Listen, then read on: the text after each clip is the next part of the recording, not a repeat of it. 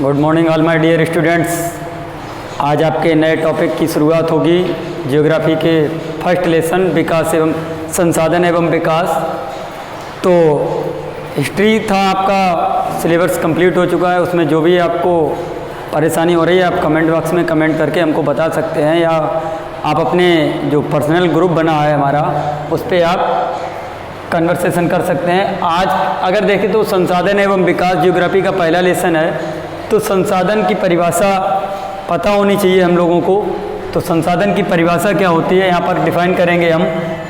तो संसाधन की जो परिभाषा होती है, पर्यावरण में उपस्थित वे सभी वस्तुएं जिनके आधार पर पर्यावरण में उपस्थित वे सभी वस्तुएं जिनमें मानवीय आवश्यकताओं की पूर्ति करने की क्षमता उत्पन्न होती है, उसे हम संसाधन कहते हैं। एक बार फिर से देख लीजिए, पर्यावरण में उपस्थित वे सभी वस्तुएं जिनमें मानवीय आवश्यकताओं की पूर्ति की क्षमता होती है, संसाधन कहलाते हैं। तो डेफिनेशन आपके समझ में आ गई होगी, यहाँ पर हम लिख भी दे रहे हैं। वे सभी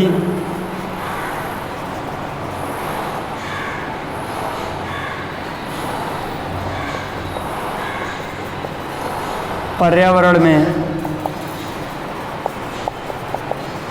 उपस्थित वे सभी वस्तुएं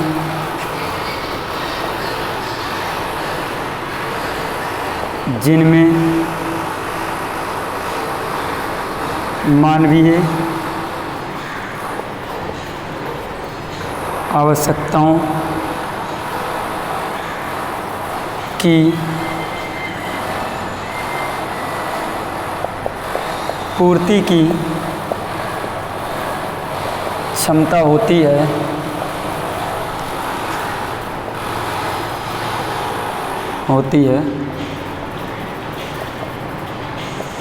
संसाधन कहलाते हैं। तो ये थी डेफिनेशन। अगर इसके बाद की बात करें तो संसाधन का जो विकास होता है वो किस पर आधारित होता है। तो संसाधन का विकास उसकी संभाव्यता और प्रौद्योगिकी पर आधारित होते हैं। संसाधन संभाव्यता एवं प्रौद्योगिकी के आधार पर विकसित होते हैं, अर्थात वहाँ पर संसाधन कितने रूप में पाया जाता है, कितनी क्षेत्र में पाया जाता है, वहाँ पर संभावना संसाधन पाए भी जाते हैं या नहीं भी पाए जाते हैं, और उनका दोहन किस प्रकार की मशीनों के द्वारा या फिर किस प्रकार के किस प्रकार के साधनों के द्वारा या किस प्रकार की मशीनों के द्वारा किया जाए, ये इस पर संसाधनों के विकास पर निर्भर करता है। अगर आगे की बात करें तो इसके समाज में संसाधनों का जो वितरण है वो किस प्रकार से किया जाए। तो संसाधनों का जो विकास है वो व्यक्ति की मानवीय आवश्यकताओं के आधार पर और उसकी आर्थिक दशाओं के आधार पर प्रकट किया जाता है। ये थी संसाधन की परिभाषा और किस प्रकार से इसका विकास होना चाहिए, संभाव्यता एवं प्रौद्योगिकी के आधार पर। और इसकी जो वितरण क्षमता होती है या जो इसका जो वितरण होता है वो गुणवत्ता या समाज में इसको किस प्रकार से पाया जाता है या किस प्रकार से इसको उत्पन्न किया जाए। तो वैश्विक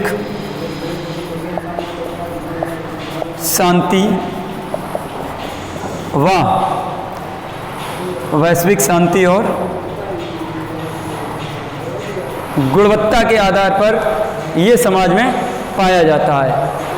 अर्थात कह सकते हैं समाज में संसाधनों का उचित वितरण मानव जीवन की गुणवत्ता और विश्व शांति दोनों के दृष्टिकोण से अति महत्वपूर्ण है। इसी क्रम में हम आगे बात करेंगे संसाधनों के विकास या संसाधनों के प्रकार। संसाधनों के प्रकार के बारे में हम लोग पहले बात करेंगे। तो जो संसाधनों के प्रकार हैं वो दो प्रकार से मुख्य रूप से हम लोग देखें तो संसाधनों के प्रकार। तो जो मुख्य रूप से संसाधनों के प्रकार हैं, नंबर 1 प्राकृतिक संसाधन, नंबर 2 मानवीय। मानवीय संसाधन। तो संसाधनों के प्रकार मुख्य रूप से आपको यहाँ पर डिफाइन किया गया है, प्राकृतिक संसाधन और मानवीय संसाधन। इसके सारणी अभी हम बना के देंगे। अब प्राकृतिक संसाधनों को कितने भागों में बांटा गया है या मानवीय संसाधनों को किस प्रकार से विभक्त किया गया है, आगे बताएंगे। यदि संसाधनों के प्रकार के बारे में बात करें तो संसाधन के हमने अभी आपको दो प्रकार बताए, एक प्राकृतिक संसाधन और एक मानवीय संसाधन। अगर प्राकृतिक संसाधनों की शाखाओं के बारे में बात करें तो प्राकृतिक संसाधन की जो शाखाएं हैं, नवीकरणीय योग्य संसाधन और अनवीकरणीय योग्य संसाधन। अगर नवीकरणीय योग्य संसाधनों की बात करें तो उसमें सतत विकास और जैव विकास संसाधन। सतत में आपका बाई चांस से एग्जाम्पल में पूछ दिया जाए तब आप पवन और जल सतत पोषणीय विकास के अंतर्गत आएंगे। अगर जैव के बारे में बात करें तो जैव संसाधन, तो जैव संसाधनों की दो शाखाओं में बांटा गया है। यहाँ पर आप देख रहे होंगे प्राकृतिक वनस्पति जिसमें कि वन आएंगे और वन्य जीव संसाधन, वन्य जीवों के बारे में यहाँ पर डिफाइन किया गया है। तो एक बार फिर से देख लीजिए, नवीकरणीय योग्य संसाधन दो प्रकार, प्राकृतिक संसाधन, उसके बाद नवीकरणीय योग्य संसाधन और अनवीनीकरणीय योग्य संसाधन। और अगर नवीकरण योग्य संसाधनों की बात करें तो सतत और जैव को दो भागों में बांटा गया है। सतत के बारे में दो एग्जाम्पलों की अगर बात करें तो पवन और जल के बारे में। अगर जैव संसाधनों की बात करें तो प्राकृतिक और वन्य जीव, इसकी दो शाखाओं को इसमें बांटा गया है। अब अगर बात करें तो इस प्राकृतिक संसाधन की दूसरी शाखा के अनवीकरणीय योग्य संसाधनों के बारे में, तो ये दो प्रकार के होते हैं, पुनः चक्रीय और चक्रीय, अर्थात चक्रीय और अचक्रीय।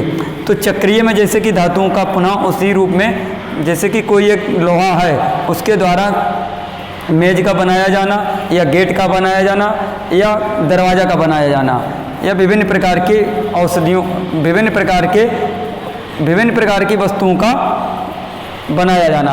अगर अचक्रीय की बात करें तो जीवाश्म ईंधन इसके एग्जाम्पल में दे देंगे आप। दूसरी शाखा की अगर बात करें तो मानवीय संसाधनों के बारे में, तो मानवीय संसाधनों में संरचनाएं एवं संस्थाएं आएंगी, किस प्रकार के संरचनाएं मानवीय लोगों के द्वारा की गई हैं और कौन कौन सी संस्थाएं बनाई गई हैं, उसके बारे में यहाँ पर जो अगला वीडियो होगा उसमें बताएंगे, पूरा डिफाइन कराएंगे। अगर मानवीय संसाधन की दूसरी शाखा के बारे में बात करें तो मात्रा एवं गुणवत्ता के आधार पर मानवीय संसाधनों को बांटा गया है। तो ये था संसाधनों के प्रकार, प्राकृतिक संसाधन और मानवीय संसाधनों की शाखाओं के बारे में हमने चित्र के माध्यम से आपको समझाने की कोशिश की। आप इसका स्क्रीनशॉट लेकर इसको लिख सकते हैं।